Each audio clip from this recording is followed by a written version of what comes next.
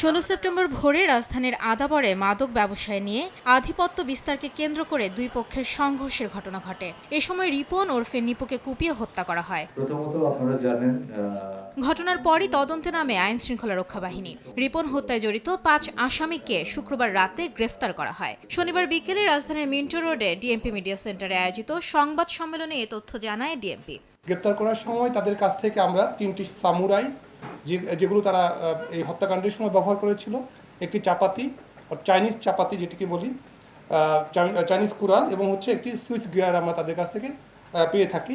গ্রেফতারকৃতরা খুনের কথা স্বীকার করেছে উল্লেখ করে ডিএমপি জানায়, এ ধরনের ঘটনা প্রায় ঘটিয়ে গা ঢাকা দেয় চক্রটি। পরে এলাকায় ফিরে আবারও আধিপত্য বিস্তার করে তারা।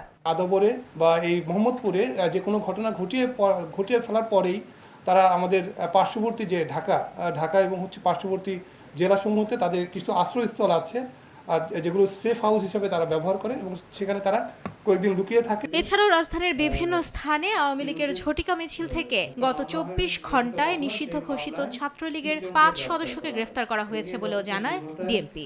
এই ঝটিকা মিছিলে অংশগ্রহণকারী যারা রয়েছে তাদের মধ্যে 5 জনকে গ্রেফতার করা হয়েছে।